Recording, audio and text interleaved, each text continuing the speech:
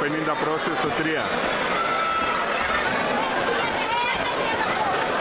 Λάβετε θέσεις.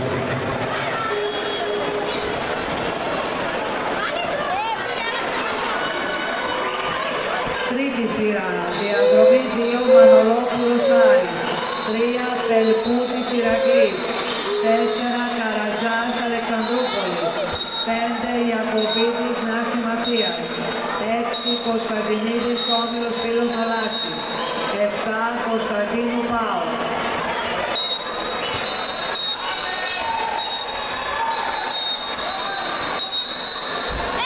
Αποτελέσματα 50 μέτρα ελεύθερο, κορίτσια 12 ετών.